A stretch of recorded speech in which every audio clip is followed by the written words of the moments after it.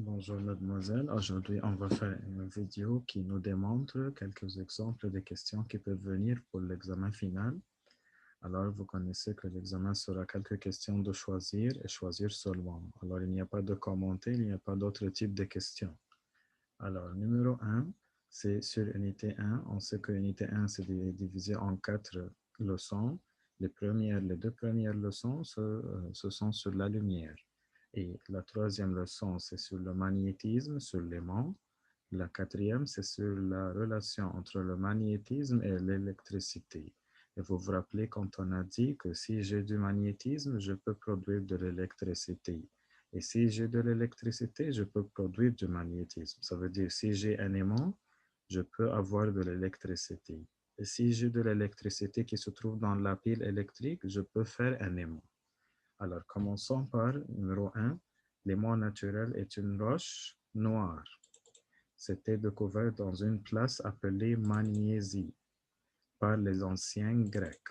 Vous vous rappelez quand on a dit qu'il y avait des anciens soldats qui marchaient sur une montagne de couleur noire et tout de suite leurs armes se sont collées, se sont attirées par ces roches noires et on a découvert ce sont appelés des roches noires. Ce sont l'aimant naturel qui est une roche de couleur noire qui attire les objets fabriqués en fer, cobalt ou nickel.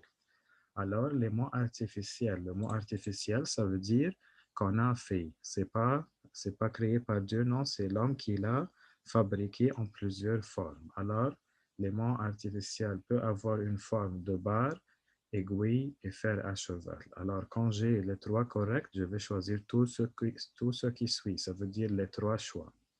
Alors, les matières magnétiques sont, on sait que les matières magnétiques, ce sont fer, cobalt et nickel. Alors, je trouve ici le fer. Les matières non magnétiques, ça veut dire les matières qui ne sont pas attirées par l'aimant. Alors, on sait que seulement il y en a trois matières magnétiques et toutes les autres matières, ce sont des matières non magnétiques. Alors, il m'a donné cobalt, fer et nickel. Ces trois, ce sont les matières magnétiques. Alors, je veux une matière non magnétique, je vais choisir le bois. Pour question 5, les matières les matières attirées par l'aimant sont les matières magnétiques. L'aimant, l'aimant ça veut dire magnétisme.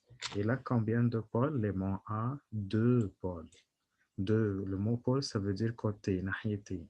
Le pôle nord de couleur rouge et si vous vous rappelez, le pôle sud est de couleur bleue.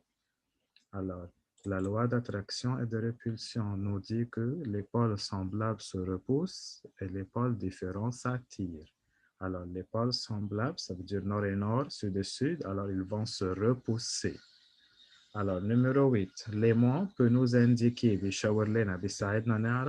les directions géographiques. Et un autre nom, un autre synonyme, c'est les 4 points cardinaux ou nord, sud, est, ouest. Alors, je choisis les directions géographiques. Numéro 9, qui est l'inventeur qui a fabriqué la boussole? Alors, on sait que c'était le médecin anglais William Gilbert. Numéro 10, qui a fabriqué la dynamo? Ah, c'est le 104. La dynamo, c'est l'appareil qui transforme l'énergie cinétique en électrique. Alors, cette dynamo était inventée ou fabriquée par le monsieur Faraday.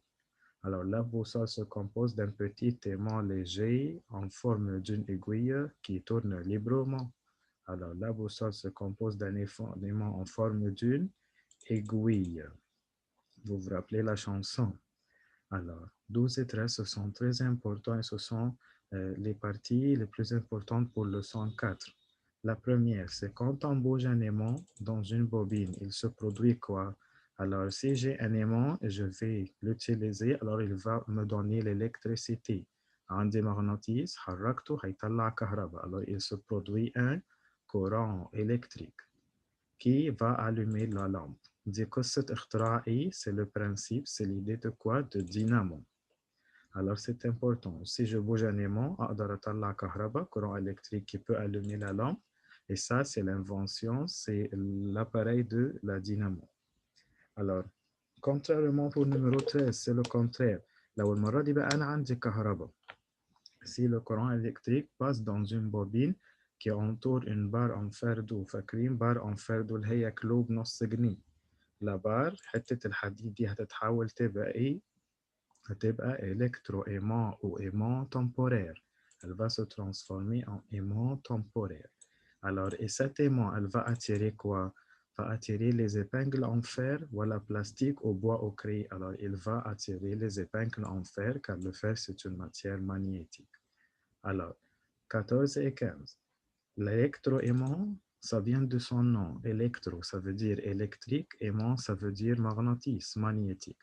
Alors, l'électroaimant, c'est un appareil qui transforme l'énergie de son nom, électro. Alors, je commence avec électrique. Aimant, alors je termine avec magnétique. L'électroaimant transforme l'énergie électrique en magnétique. 15 la dynamo فاكرين كنا بنعمل ايدينا دواير ونعمل بايدينا بننور لمبه بايدينا alors c'est cinétique en électrique. Alors la dynamo transforme de cinétique à électrique. Alors on continue, ça c'est sur leçon 1, la leçon de la lumière. Les matières qui permettent de voir nettement أقدر أشوف بوضوح. Alors ce sont les matières transparentes sûrement. Alors, numéro 17, les matières quoi permettent de voir moins nettement les corps derrière elles, moins nettement nos sinus. Alors, ce sont les semi-transparentes ou on les appelle translucides. Numéro 18, les matières quoi ne permettent pas. Alors, ce sont les matières opaques. مش أقدر أشوف من وراها. Numéro 19, je veux un exemple d'une matière transparente. Alors, pour les matières transparentes, j'ai air, eau et vitre. Alors, je trouve ici l'air parmi les choix. Matière translucide, on se rappelle qu'il y avait papier calque et le papier Kleenex. Alors, je choisis le papier calque. نص شفافة. Alors, pour les matières opaques, on a plusieurs matières, comme le bois. 22. Quand la lumière tombe sur une surface plane, lisse et brillante, c'est le miroir, elle se réfléchit. C'est très important de se rappeler de ça. لما المير يخبط على المراية بيخبط ويرجع تاني. يعني ايه retourne يخبط يعني ايه؟ يعني réfléchit. Alors je vois mon image dans le miroir. Alors 23 et 22, ce sont très importantes, mesdemoiselles. 23, quand la lumière passe de l'air à l'eau, ça veut dire elle passe entre deux milieux différents et ces deux milieux, ce sont deux milieux transparents. Alors ça, si vous vous rappelez, c'était le dessin du verre de l'eau qui contient un crayon ou une cuillère et qui paraît cassé. Alors ça, c'est la réfraction. Alors quel est le verbe de réfraction? Le verbe ça, c'est refracte. Alors, quand la lumière passe de l'air à l'eau, elle se réfracte, alors on voit le crayon ou la cuillère cassée. Alors, 24, quand la lumière passe à travers le prisme qu'on a apporté dans la classe, cette partie en verre triangulaire et qu'on a bougé dans la lumière, on a vu les 7 couleurs du spectre. Alors, c'est ça quoi? C'est la décomposition de la lumière. Ça veut dire que la lumière casse en 7 couleurs. Alors, j'écris le verbe décompose parce que ça vient du mot décomposition. 25. Parmi les propriétés de la lumière, on peut dire qu'elle se réfracte, réfléchit, se décompose, se propage en ligne droite. Alors, je peux dire tous ces choix. Alors, on va ajouter ici tout ce qui suit.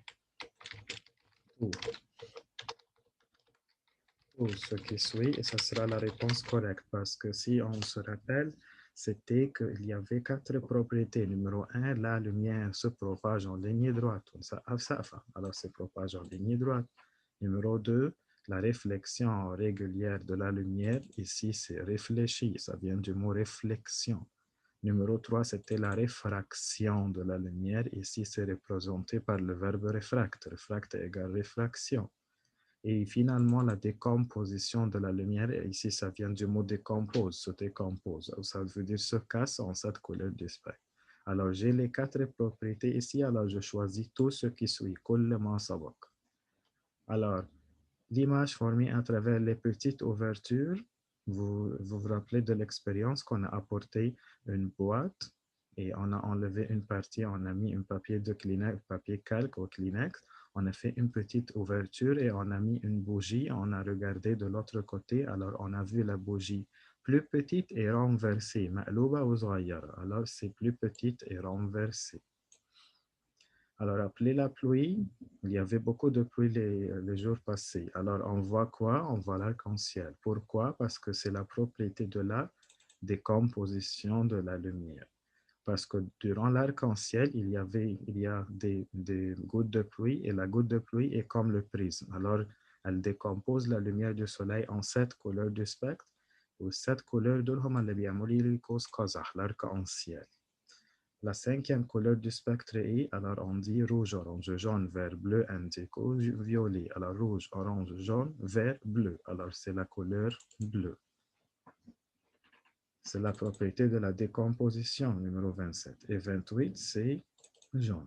Alors, quand on mélange les 7 couleurs, on obtient, alors on va obtenir une autre fois la couleur blanche. Mais quand on mélange la lumière rouge et verte et bleue, aussi on va avoir la lumière blanche. Alors, pour obtenir la lumière blanche, je peux mélanger les 7 couleurs du spectre ou mélanger RVB, rouge et vert et bleu. Alors, quelles sont les couleurs primaires? Rouge, vert, bleu. Alors, je choisis tout ce qui suit. Les couleurs secondaires, c'était magenta et jaune et cyan, les 3 couleurs. Alors, je choisis aussi tout ce qui suit. Alors, les couleurs quoi sont des couleurs obtenues par l'addition de 2 couleurs ensemble. On sait que les couleurs primaires دول موجودين أصلا من الأول. Les couleurs secondaires بنجيبهم لما نخلط لونين مع بعض. Alors, les couleurs quoi sont des couleurs obtenues par l'addition, le mélange de 2 couleurs ensemble. Alors, ce sont les couleurs secondaires qui sont magenta et jaune et cyan. أي واحد فيهم بحط 2 couleurs فهو بيطلع لي منه. Alors, les corps quoi paraissent de la couleur qui les traverse. Vous vous rappelez tra, transparente et translucide, c'est traverse. C'est unité 1, leçon 2. Les corps transparents, بنشوفها باللون اللي بيعدي, qui les traverse. Alors, les corps quoi paraissent de la couleur qu'ils réfléchissent, alors c'est opaque. Alors, les corps quoi absorbent toutes les couleurs de la lumière et la chaleur. فاكرين الكولور اللي جعان بياكل كل الألوان, c'est la couleur noire. C'est pour cela qu'en hiver, on porte des habits noirs pour absorber la lumière et la chaleur et ne pas sentir le froid. Alors, numéro 37, le corps quoi réfléchissent تبعد عننا كل lumière ou كل couleurs de la lumière et la chaleur. Alors, ce sont les corps blancs. Alors, les 3 dernières phrases. Numéro 8, réfléchir la lumière du soleil durant la nuit, alors c'est la lune. Numéro 39, si on regarde une pomme rouge à travers une vitre rouge, je la vois de la couleur rouge. On a rouge ou rouge, alors j'écris la même couleur. Mais si je regarde une pomme rouge à travers une vitre verte de couleurs différentes, alors j'écris tout de suite noir. Ça va? Alors, maintenant, on a su que ce sont des exemples pour des questions variées sur unité 1, sur toute l'unité qui se compose de 4 leçons. Et s'il vous plaît, étudiez-les bien. Et si vous avez des questions, je serai disponible le vendredi de 1h à 2h. Je vais ouvrir le WhatsApp de groupe et s'il vous plaît, ne m'envoyez pas sur le privé, n'envoyez pas des voice messages, écrivez votre question, s'il vous plaît, avec le bon français. Je sais que vous avez de bon français, écrivez avec le français facile votre question pour que les questions ne se répètent pas plusieurs fois. S'il vous plaît, n'envoyez pas sur le privé, envoyez de 1h à 2h. Chaque demoiselle va préparer ses questions et je vais répondre à toutes vos questions, mesdemoiselles. Ça va? Bon travail et je suis sûr que vous allez bien faire, mes belles demoiselles. Merci.